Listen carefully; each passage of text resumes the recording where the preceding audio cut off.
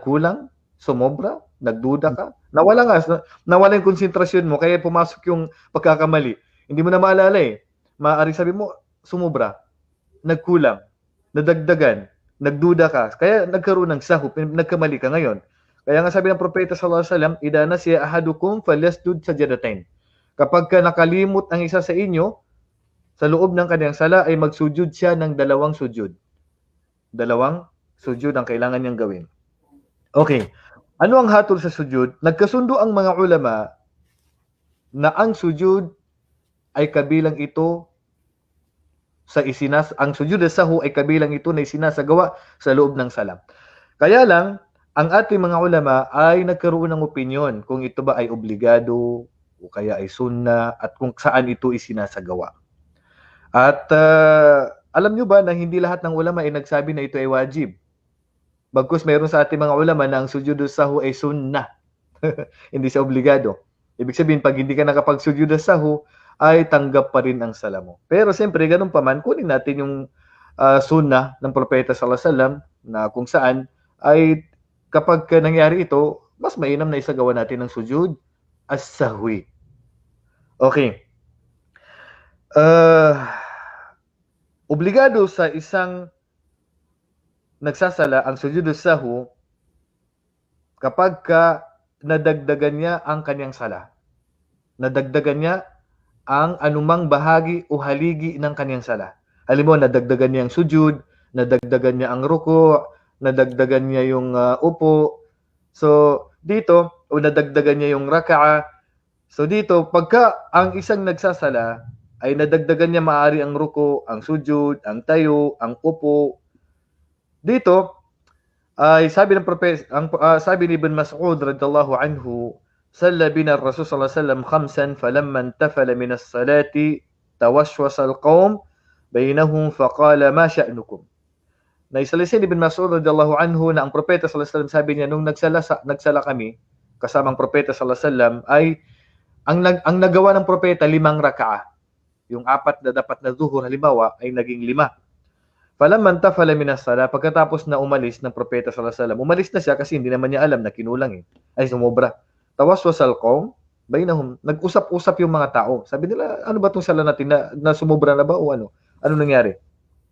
Masya'anukum, napansin ng propeta, nagdi-discuss sila. Anong nangyari? Faqalu ya Rasulullah, hal zidatis salatu shay? Ya Rasulullah, nadagdagan ba yung sala? Kasi 5 raka'a yung sala natin Qala, la. Qalu, fa innaka sallayta khamsan. Sabi ng propeta, hindi nadagdagan. Kumbaga, yung sala natin ay kumpleto pa rin. Walang dinagdag. Kasi ang mga sahaba, alam nila na lahat ay revelasyon. Maaari na yung sala na yun, naging 5 raka'a na. Yun ang iniisip nila. Kaya nagtanong muna sila sa propeta, ya Rasulullah, naging 5 raka'a na ba? May revelasyon na ba na yung 4 na raka'a ay 5 raka'a na? So sabi ng propeta sallallahu alaihi wasallam, walang naidagdag, kundi nanatili pa rin sa bilang. So sabi ng mga sabi, ya Rasulullah, nagsala po kayo 5 raka'a. So, ang ginawa ng propeta sallallahu alaihi wasallam, nagsujud siya ng 2 at nagsujud din ang kanyang mga kasamahan. So anong ginawa niya? Summa sajadatain. Nagsujud siya ng 2. Pagkatapos ay nagsalam. At ang sabi ng propeta, innama ana basharu mithlukum ansa kama tansawn. Sabi ng propeta sallallahu alaihi wasallam, ako ay isang tao lamang na pwedeng makalimot kagaya ninyo. Fa idza nasiya ahadukum falyasjud sajdatain. Na kapag nakalimot ang isa sa inyo sa loob ng kanyang sala, ay magsujud siya ng 2 sujud. Yan ang sabi ng propeta sallallahu alaihi wasallam. Ngayon, kapag nalaman ng isa sa inyo na siya ay nakadagdag sa loob ng kanyang sala, ay kinakailangan niyang magsujud ng 2 sujud. Halimbawa, nalaman mo na nadagdagan yung ruko mo, nalaman mo na sumobra yung sala mo, ay kinakailangan mong magsujud ng 2 sujud. Pero, kung nalaman mo ito, itutuloy mo ba? Halimbawa, sumobra na yung sala mo, itutuloy mo o hindi? Dito, kunting kaalaman. Halimbawa, yung imam natin nagsasala tayo, Ustad. 5 raka'a na yung imam. 5 raka'a na yung imam. Sabi natin, subhanallah. Sabi ng mga babae, papalakpak mga babae dyan. So, ang imam, Kasi ang imam obligado na sundin natin yan kasi may tatlong uri ang pagsunod sa imam. Mayroon dito na haram na sundin mo siya. Ay, ano bang tawag diyan? Tatlong uri ang pagsunod sa imam. Mayroon dito na obligado na ang pagsunod sa kanya, ibig sabihin paunahin mo siya. Innama ju'ila al-imamu liutamma bihi. Kailangan pag nauna siya, kailangan susunod ka. Yun ang obligado. Mayroong pagsunod sa imam na sabay kayo. Pagsujud niya, ganyan. Tapos pag sabi Allahu liman hamida, sabay. Di pareho na kayong imam niyan. So yung pagsasabayan mo yung imam, ang tawag doon ay makruh. Hindi ka aya-aya yun. Mayroong pangatlong uri ng pagsabay sa imam, which is haram. Ano yun? Uunahan mo yung imam. Kawawa naman yung imam. Ikaw yung nauuna sa kanya. Bago siya, nung makikita, mayroon ako nakita ganun ustad eh. Nung makita niyo yung imam magsusujud na, nauna na siya magsujud.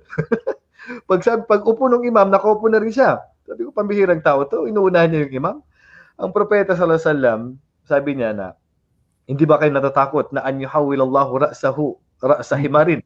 Hindi ba kayo natatakot, sabi ng propeta sallallahu alaihi wasallam, na darating sa araw ng paghukom na yung tao na yan, na inuunahan niya yung imam, ay gagawin ng Allah ang kanyang ulo na kagaya ng ulo ng donkey. Biruin mo, magiging donkey ka sa kabilang buhay. Ano lang itsura mo? Kahit gaano ka kagwapo, kapatid, sister, kahit gaano ka kaganda, darating sa kabilang buhay, ang ulo mo donkey, kabayo. Magiging kabayo ka sa kabilang buhay, kaya wag niyong unahan ng imam. Pero, mayroong sitwasyon, konting kaalaman. Kapag ka ang imam ay 5 rakaa na. At sabi natin, subhanallah, ayaw niyang umupo. Ayaw, nakaupo tayo, pero si imam ayaw umupo. Sasabay ba tayo sa kanya? Alam na nga natin pag 5 na yun eh. Pagka ang imam ay sumalungat na sa bilang ng sala at 5 rakaa na, pwede na tayong maunang magsalam. Iwanan na natin siya. Pasaway. Pagka yung imam natin ay naging pasaway, alam na nga niya nagsubhanallah. Pag nagsubhanallah, makinig ka imam. So, ibig sabihin, pag siya'y nagpatuloy sa kanyang pagsasala sa pang-5 rakaa, pwede na tayong magsalam ustad. Iwanan na natin siya. Kasi bakit? Hindi natin siya pwedeng sundin sa pang-5 rakaa. Kasi bakit? Invalid na yon. Ang pagsunod sa imam ay sa pinahintulutan lamang. Kung sa pagbabawal na, wala ta'ata li makhluqin fi ma'siyatil khaliq. Walang pagsunod sa nilalang kung malalabag na natin ang Allah subhanahu wa ta'ala. Okay, pangalawa, kapag ka nagsalam, bago niya na kumpleto ang sala. Kanina, nabanggit natin ustad na nagsalam ng propeta, sumubra ang kanyang sala. So, ang ginawa ng propeta sallallahu alaihi wasallam, nagdagdag lang siya ng sujud, and then nagsalam siya. Ngayon, paano kung nagsalam siya bago makumpleto ang sala? Halimbawa, kulang siya ng 1 rakaa o kulang siya ng 2 rakaa. Nagsalam na siya agad. So, sa hadith ni Imran bin Husayn radhiyallahu anhu, sallama Rasul sallallahu alaihi wasallam fi 3 raka'at min al-asr. Nangyari sa panahon ng propeta sallallahu alaihi wasallam na 3 raka'a pa lang nagsalam na siya sa oras ng asar. Tatlong raka'a pa lang yun na nagsalam na siya. Thumma qama fadakhala al-hujra. Pagkatapos tumayo na siya at pumasok na sa kwarto niya. Hindi niya alam na kinulang yung sala. Faqama rajulun basitul yadain. So tumayo yung lalaki na maiksi ang kanyang kamay. Tumayo siya. Kasi sa ibang riwaya, mahaba ang kanyang kamay. Kasi sa oras na yun na kinulang ang sala, so nahiya silang magtanong sa propeta sallallahu alaihi wasallam at nandun si Umar, nandun si Abu Bakar. Gusto nilang tanungin ng propeta sallallahu alaihi wasallam kung kinulang ba yung sala o talagang yan ba ay revelasyon. Kanina ustad, nagtaka sila kung revelasyon ba 5 raka'a yung sala. Ngayon naman, nagtaka sila kung revelasyon ba na ang sala ay 2 na lang o 3 na lang. So nahiya sila magtanong, ganun sila sa propeta sallallahu alaihi wasallam, talaga nahihiya sila. So ngayon, naisipan nila na utusan si Dulyadain, yung dalawa yung mahaba yung kamay, na baka pwede siya yung magtanong sa propeta sallallahu alaihi wasallam kung ang sala ba ay naging 2 na lang ba? O naging 3 na lang ba? O talagang nakalimutan lang ng propeta sallallahu alaihi wasallam. So sabi niya, Ya Rasulullah, ako siratis sala. Ya Rasulullah, nabawasan ba yung sala? So ang propeta sallallahu alaihi wasallam, pakharaj, pasalla rak'ata allati kana tarak. So hindi pa naman matagal kasi naalala ng mga sahaba eh. So ang ginawa nila, sinabi nila ito sa propeta at ang propeta agad-agad nagdagdag siya ng 1 o 2 raka'a. Kung ano lang yung kulang, yun lang ang idinagdag ng propeta sallallahu alaihi wasallam. Summa sallam. Summa sajada sajadatayn summa sallam. So, dito sa hadith na ito, Ustad, mapapansin natin, yung sala niya kulang. Kanina, yung sala niya sumobra. Ang ginawa lang ng propeta, nagsujud siya ng dalawa, pagkatapos ay nagsalam. Kasi sumobra. Dito, kinulang. Nung kinulang, ang kanyang sala, ang ginawa ng propeta sallallahu alaihi wasallam, nagdagdag lang siya kung ano yung kulang. Sa kondisyon, naalala agad. Kasi kapag ang sala na ito na kulang ay naalala mo, ilang oras na, kailangan mong ulitin ang sala. So, kadagdagang kaalaman mga kapatid, kung naalala mo na ang sala mo ay kinulang at ikaw ay nakasakay na ng sasakyan at malayo ka na, ilang oras na yung nakalipas, nakatulog ka na, nasira ng wudu mo, uulit kang magsala. Pero kung naalala mo ito after 1 minute, 2 minutes, 3 minutes, ang papalitan mo lang yung kulang. Halimbawa, kulang ka ng isang raka, magpapalit ka lang ng isang raka. Pero ang ginawa ng propeta, sallallahu alaihi wasallam dito, Ustad, nagdagdag lang siya ng isang raka. Pagkatapos niya magdagdag ng isang raka, ay nagsalam siya. Pagkatapos niya magsalam, nagsujud siya. Nagsujud siya ng 2 sujud pagkatapos ng sala. Yan. So, dahil, kung mapapansin natin, kinulang ang kanyang sala at isinagawa niya ang sujud as-sahwu pagkatapos ng salam. Okay? Pagkatapos ng salam.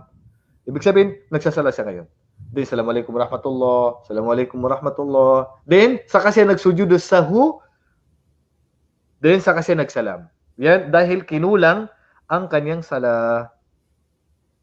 So, ibig sabihin, kung sakali mangyari sa atin to, pwede natin gawin to. Pangatlo, kapag ka nakaiwan siya ng obligado ng sala, ano yung obligado ng sala? Kagaya halimbawa ng unang tashahhud, o kaya ay yung mga binibigkas dyan, kagaya halimbawa ng Subhana Rabbil Azim, Subhana Rabbiyal A'la, yan ay mga obligado ng sala. O kaya nakaiwan siya ng mga takbir, hindi na nabigkas yung Allahu Akbar, hindi niya nabigkas yung Sami Allahu Liman Hamida, hindi niya nabigkas yung Allahu Akbar sa sujud, hindi siya nakapagtashahhud sa hindi siya nakaupo doon sa pangalawang tashahhud, so nakaiwan siya ng wajib.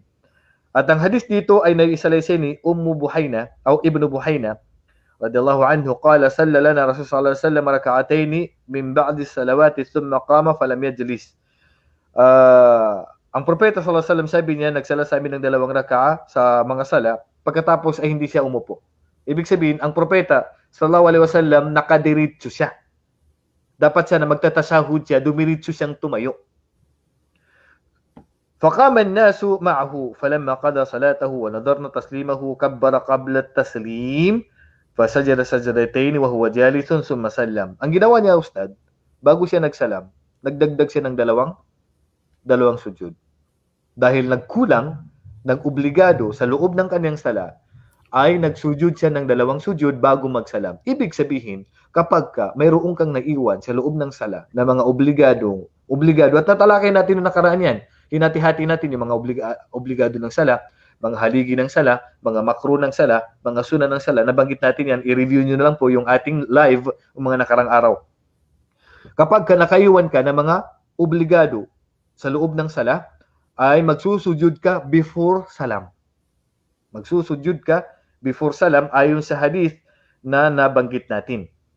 Okay, pang-4. Obligado pa rin na magsujud as-sahwu kapag nagduda ka sa bilang ng sala mo. Nagduda ka sa bilang ng sala mo. Hindi mo alam kung 2 o 3 o 4 o kaya ay sumobra. Kapag nangyari ito ang sabi ng propeta, ito ang sabi sa hadith ni Abu Hurairah radhiyallahu anhu, anna Rasulullah sallallahu alaihi wasallam, inna ahadakum idza qama yusalli ja'ahu shaytanu fatalabbas alayhi. Tandaan natin na sa loob ng sala natin pumapasok ang demonyo. At ang pinakamatindi na pagnanakaw talaga na nangyayari ay ang pagnanakaw ng demonyo sa loob ng ating sala. Kasi biruin mo, yan yung number 1 na obligado sa atin na dapat ialay natin sa Allah ang ating sala at papasok siya ng demonyo. Kaya nga sabi ng propeta sallallahu alaihi wasallam, kapag ang isa sa inyo ay tatayo ng sala, papasok na sa kanyang demonyo at yan, didisturbuhin ka na niya. Didisturbuhin ka na niya. Hatta la yadri kam salla, hanggat sa hindi mo na alam kung wala ka ng idea kung ilang rakaan yung sala mo. Kapag nangyari ito, fa idza wajada dhalika ahadukum falyasjud sajdatayn wa huwa jalisun. Kapag nangyari ito sa inyo, sabi ng propeta sallallahu alaihi wasallam, ay magsujud kayo ng dalawang sujud. Sujudus sahwi. Magsujud kayo ng dalawang sujud. Okay. Ngayon, may dalawang uri ang pagdududa sa sala. May dalawang uri ang pagdududa. Mayroong pagdududa na sigurado ka. Halimbawa, ano ito? 2 o 3 na. Pero, mas pumapanig ang sigurado ka doon sa 2. Meron naman, nagdududa ka, pero hindi ka sure kung saan talaga doon sa 2. Doon sa una, kunin mo yung sigurado ka. Dito sa pangalawa, kunin mo ang pinakamababa. Halimbawa, kanina, sigurado, halimbawa, 2 o 3 rakaan na. Sigurado ka na 3 rakaan na. So, kunin mo yung 3. Pero magsusujud sa ka pa rin, Ustad, pagka nasigurado mo yung 3. Dito naman sa isang sitwasyon, nagdududa ka kung 3 o 2 raka, pero hindi ka sigurado kung saan doon sa 2. Kapag ka hindi ka sigurado, ang kukunin mo doon yung pinakamababang bilang. 2 pa rin yun. Yun ay kung nagduda ka sa 2 o 3, kunin mo ang pinakamababang bilang. Ang propeta sallallahu alaihi wasallam sabi na, idha shakka ahadukum fi salati falam yadri kam salla 3 aw 4 falyatrah ash-shakku wa laysa ala mastayqan thumma yasjudu sajdatayn qabl an yusallim. Kapag ang propeta sallallahu alaihi wasallam kanang sinabi, kapag ang isa sa inyo nagsala at hindi niya alam kung 3 rakaan na ba ito o 4 na rakaan na ba ito, kunin niya, itapon niya, sabi niya, yung kanyang pagdududa at kunin niya kung saan siya sigurado. Kunin niya kung saan siya sigurado. Kung sigurado ka na 3, kunin mo yung 3. Kung sigurado mo na 2, 2. Yan ay kung nakakasigurado ka doon sa loob ng iyong sala.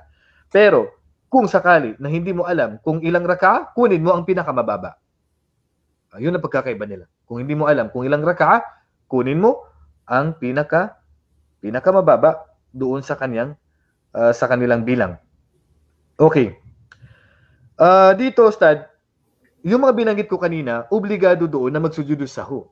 Nakaiwan ka ng haligi ng sala, o kaya ay nakaiwan ka ng obligado ng sala, o kaya ay sumubra ang sala mo, o kaya ay kinulang ang sala mo, o kaya ay nagduda ka sa sala mo, obligado doon na magsujudus sahu. Dito, mayroong mga pagkakataon, Ustad, na sunna ang sujudus sahu. Ano yung sunna? Kapag ka nabasa mo sa hindi dapat nababasahan yung hindi dapat nabasahin. Yun ang sabi ng ating mga ulama. So, halimbawa, sa ruko, ang nabasa mo doon, Fatiha. Nakapag-Fatiha ka doon. Sa ano naman, sa ano bang tawag din sa sujud, ang nabasa mo doon ay Subhana Rabbil Azim. Yun ang nabasa mo doon. Yan. So, sabi ng ating mga ulama, dito sa kalagayang ito, ay magsujud ka dito. Pero sabi nila, sunna ang sujud kasi nagkamali ka lang ng pagbabasa. Ang sunna kasi ang hindi mo naman sinadya, kasi kung sinadya mo yun, hindi matatanggap ang sala mo. Kasi lahat naman ng gawain sa loob ng sala ng pagkakamalat sinasadya, hindi matatanggap. Dito kapag hindi mo sinasadya ay walang problema. So dito magsusujud ka ng 2 sujud. Okay? Kaya sabi ng propeta sallallahu alaihi wasallam, idha nasiya ahadukum falyasjud sajdatayn. Kapag nakalimutan isa sa inyo sa loob ng kanyang sala ay magsujud siya ng 2 sujud. Ngayon, ano ang binabasa dito sa sujud as-sahwi at saan ito isinasagawa? So dito, mga kapatid sa panampalatayang Islam, nagkaroon ng opinion dito ang ating mga ulama. Pabilisan na lang natin. May nagsabi, Ustad, na ang lahat ng sujud as-sahwi ay isasagawa after salam. Lahat ng sujud as-sahwi ay isasagawa after salam. Mayroon namang nagsabi sa ating mga ulama na lahat ng sujudus sahu ay isasagawa before salam.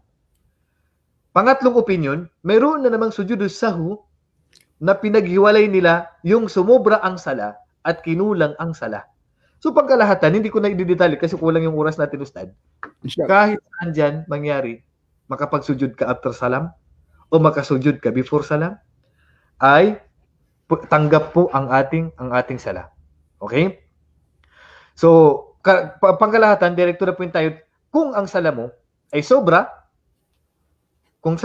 para hindi sila malito ustad, kung sala mo ay sobra, magsujud ka after salam. Okay, para walang kalituhan na lang, pag sumobra yung sala mo, magsujud ka after salam. Yan, para mas madali. Pag kinulang yung sala mo, ibig sabihin kinulang, halimbawa, naging isang raka o dalawang raka na lang, kung kinulang, magsujud ka before salam. Magsujud ka before salam. Kung nagduda ka sa loob ng sala mo, so simple lang, before salam. So ibig sabihin, ang sujud na after salam na lang nakunin nyo kapag ka ang sala nyo ay sumobra. Pag sumobra yung sala nyo, after salam. Pagka kinulang o kaya nagduda, before salam, para hindi kayo malito. Okay? Ngayon, ano ang binabasa dito, Ustad, sa loob ng ating sujud? Meron bang binabasa dyan maliban sa ano? So dito, ang binabasa lang dyan, para hindi ka mahirapan, walang binabasa dyan, Subhana Rabbil A'la, Subhana Rabbil A'la, Subhana Rabbil A'la. Ngayon, ilan sa mga ulama natin nagsabi, ayon sa mga hadis na binanggit natin, nakadepende na ito sa imam o sa nagsasala mag-isa kung saan niya gusto magsujud, Ustad. Gusto niya magsujud after salam? Gusto niya magsujud before salam? Kasi ginawa lahat ng propeta sallallahu alaihi wasallam. Lahat ay nagkamali siya doon, hindi naman niya didetali dahil nadagdagan, di ba? Hindi naman niya sinabi na kapag ka nagkulang, magsujud kayo dito, kapag ka nadagdagan, magsujud kayo dito. Wala siyang binanggit na ganun. So ibig sabihin, pangkalahatan, lahat ng nangyari sa panahon ng propeta sallallahu alaihi wasallam, mayroong pagkakataon na ginawa niya after salam, pagkakataon na ginawa niya before salam. Ito ay pagtuturo sa atin ayon sa pananaw ng ilan sa mga ulama na nagpapatunay na kahit saan doon pwede.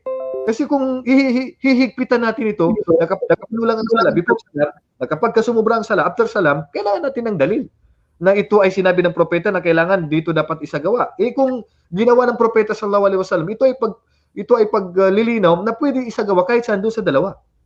Oo. Ngayon, merong mga paraan, Ustad, na pag sila'y nagsujud, after nila magsujud, nagtatashahud pa ulit. Ito ba ay tama? Pagkatapos niya magsujud, then nagtatashahud ulit, ito ba ay tama? Ito ay may opinion dito ang mga ulama at mayroon ding hadith na naitala dito, Ustad. Kaya pag may napansin kayo na pagkatapos niya magsujud ng dalawa, magtatashahud pa siya ulit. Ibig sabihin, pangalawang tashahud na niya yun. So, mayroon ding opinion ang mga ulama na ganun. So, huwag nating higpitan pagdating sa bagay na ito. Okay. So, bilisan natin na, kulang yung oras natin. Papasok dito sa sujudut tilawa. Meron tayong, 11 minutes.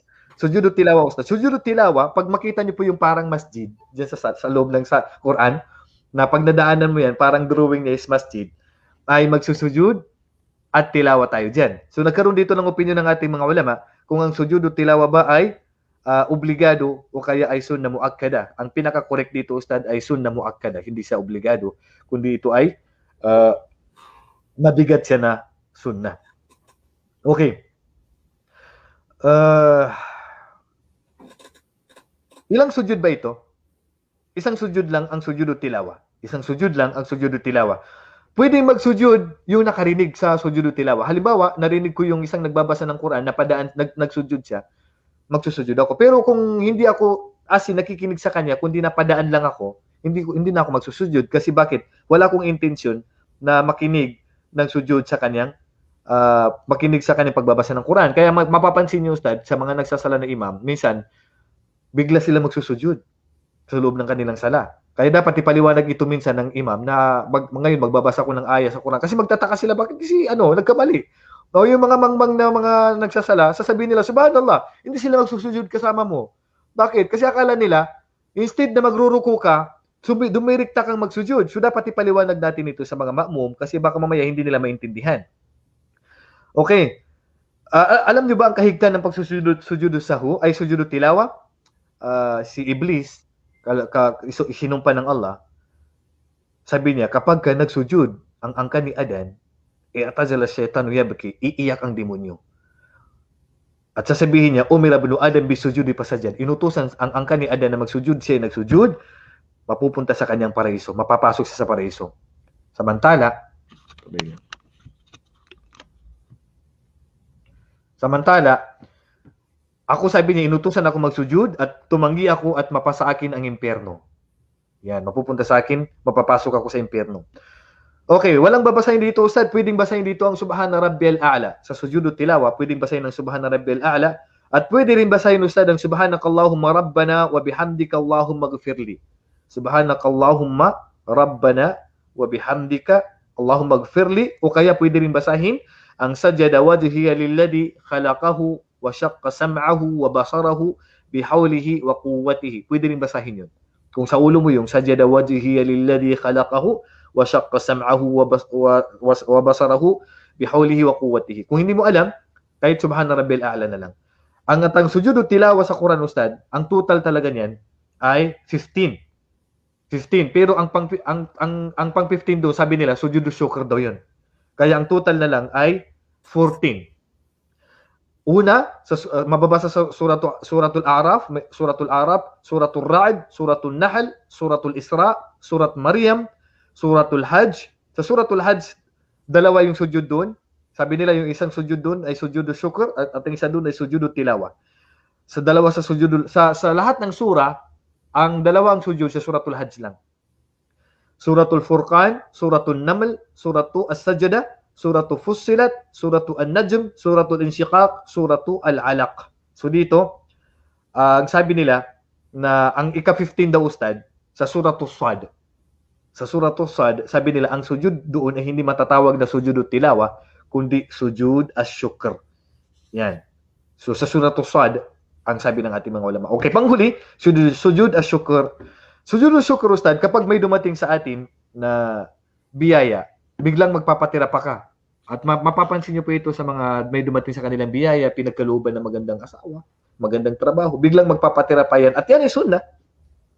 Yan ay sunnah. Ang propeta sallallahu alaihi wasallam, kapag may dumating sa kanya na isang biyaya, kharra sajidan syukran lillahi tabaraka wa ta'ala. Nabanggit yun sa hadith na ma'akhrajahu Abu Dawud, na kapag kang propeta sallallahu alaihi wasallam may dumating sa kanyang biyaya, ay bigla-bigla siya magpapatira pa. Ang tanong, dito, sa sujud na ito, maging sa sujudut tilawa, at saka sa sujud as-syukr, kailangan bang nakaharap sa kibla?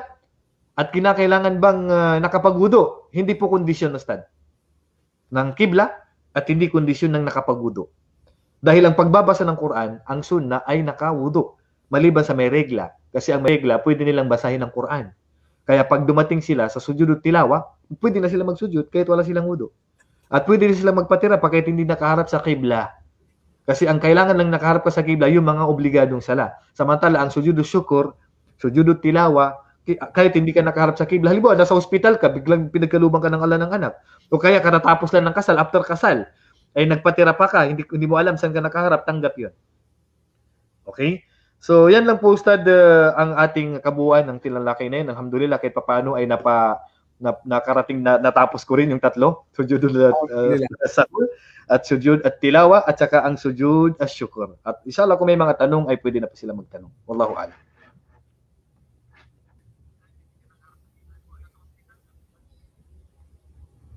So dito, may tanong dito. Actually, nasagot ko na to.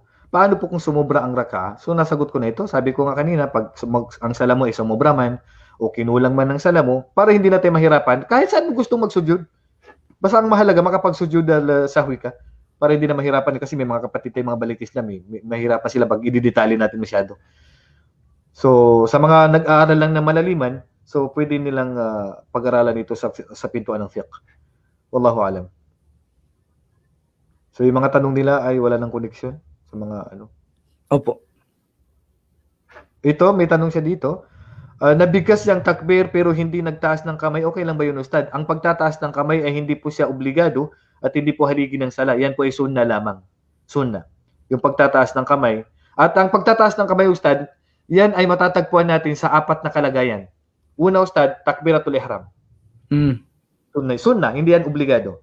Pangalawa, indar ruko. Pagka ikaw ay magruruko, sunnah ang pagtataas ng kamay. Every magruko ka, magtaas ka ng kamay. Pangatlo, Sami Allahu liman hamida, magtataas ka ng kamay. Pangatlo. Okay? Saan ba yun? Hindi nakikita yung kamay ko. Pang-apat, sa pangatlong raka. Sa pangatlong raka, Pagbabalik ka na sa tayo, sa qiyam, magtataas ka ng kamay sa pangatlong rakaat. Sa una, sa pangalawa, at sa pang-apat, babalik ka, Allahu Akbar, hindi ka magtataas ng kamay, sa pangatlong rakaat lang. So yan ang total lang pagtaas ng kamay. Mga lugar na yun ay sunna doon na magtaas ng kamay. So inshallah, malinaw, Brother Abu Omar Ramos. Allahu alam. So dito, ganun din ang tanong ni Brother Patrick Evaristo. Sabi niya, after ba o before? Sabi ko po kanina, para hindi na kayo mahirapan, kahit saan nyo gusto, walang problema. Before or after, nasa sa inyo na po yan. Wala na tayong oras para i-detalye natin isa-isa. Yes. May nagsabi sa mga ulama, sabi ko nga, na lahat ng salam ay after. May nagsabi sa ating mga ulama na lahat ng salam, sujud sa before. Yan, meron namang nagdetalye. So lahat sila ay may mga dalil naman. Wallahu alam. Okay, so meron tayong 3 minutes para ano? Kung meron tanong dyan, Ustad? Wala po. Dyan sa... Sandali lang po. Ito tanong, Ustads. Ni Mila Dicky. Sabi niya, Ustads, nagbabasa ako ng Quran. Nakaupo. Saan ako mag-sudyod? Doon mismo sa Quran o sa upuan? Paano? Nagbabasa siya ng Quran. Saan daw siya dapat mag-sudyod, Ustads? Gaya ng sinabi ko, hindi po kondisyon na nakaharap sa kibla. Okay. Kung haharap sa kibla, mas mainam. Pero kung hindi siya nakaharap, okay lang po yun, Ustad. Okay. Allahu alam. Ito. Ano ba to? Ustad, paano sa biyahe? Hindi ko alam saan ang kibla. Ito, hindi ko alam saan ang kibla daw pag siya nasa biyahe. Magtanong ka. Pag hindi mo alam kung saan pa rin, gawin mo na lahat. Nakapagtanong ka na. Sa Pilipinas, kung ikaw ay nagtatanong, Nuraisha, sa Pilipinas, madali lang po. Kung saan po lumulubog yung araw, yun lang po itanong nyo. Kung saan po lumulubog yung araw, doon po kayo haharap. Pag hindi talaga ninyo alam kung saan talaga nakaharap, wala rin silang idea, walang Qibla finder, magsala ka na, fattakullah mastata'tum. Magsala kayo kahit saan na nakaharap. Allahu alam. Dito, Ustad, yung huling sujud po ba, may rizki, pwede po ba kahit nakatayo lang? Hindi po matatawag na sujud ng nakatayo. Ang sujud po ay nakapatira pa. Pagka nakatayo ka, ang tawag dyan ruko. Hindi yun ang itinuro ng propeta, magruko ka. Ang turo ng propeta ay magsujud ka. Yan. So, magpatirap. Hindi po obligado yun, Sister Sandy. Hindi po obligado yun. Yun po ay sunna at hindi po obligado. Baka mamapilitin nyo. Kahit na alam nyo wala masujudan, ay gagawin nyo. Kung may risky, sabi ni Sister, may risky dumating sa kanya at gusto niya magsujud at wala kang masujudan, hintayin mo muna makarating sa bahay. Makapag-hintay yung sujud. Yes. Pagdating mo na bahay, hindi naman minamadali yan Pagka nakuha mo yung pera mo at alhamdulillah, tumanggap ka ng sahod, gusto mo magpatira pa doon sa harapan ng mga ay wala kang masujudan, hintayin mo muna makarating ng bahay. Pagdating mo ng bahay, saka ka magsujud. Wallahu alam. Kung ang imam ay nagkamali pero walang nakapagsabi ng subhanallah, palakpak ng mga makmum, obligado pa rin po ba siyang sundin? Depende. Kung alam niyong nagkamali, paano niyo nalaman na nagkamali? Kung siya ay nagkamali, sasabihin niyo sa kanya. Kung siya ay nagkamali, sasabihin niyo sa kanya. At kung dito, Ustad, karagdagan, halimbawa, Ustad, nalaman natin na nagkamali ang imam. Tapos umalis na. Meron tayong dalawang paraan dito sa pagpapalit. Halimbawa, kinulang ang ating sala, zuhur, 3 raka'a lang. At yung imam, umalis na. At walang nakapagsabi doon sa imam na siya nagkamali. Anong gagawin natin? Ang gagawin natin, 2 opsyon. Pwede nating sabihin sa imam at sasabay tayo sa kanya. At pwede rin na magkanya-kanya na tayo, Ustad. Pwede tayo na tayo na magdagdag sa ating sala. 2 ang opsyon natin. Pwede lahat yun. Oo. Alhamdulillah. Alhamdulillah. Naubos na po yung oras natin, Ustad. Okay, so magpaalam na po ako. Allahu a'lam. Wa sallallahu ala nabiyina Muhammad wa ala alihi wa sahbihi ajma'in. Assalamualaikum warahmatullahi wabarakatuh. Alhamdulillah, pagpalain kayo ng Allah Subhanahu wa Ta'ala sa pagiging bahagi ng ating programa ngayong hapong ito. Kami po ay pansamantalang mamaalam hanggang sa susunod po. Magandang hapon po sa lahat. Aqulu qawli hadha, astaghfirullah li wa lakum. Assalamualaikum warahmatullahi wabarakatuh.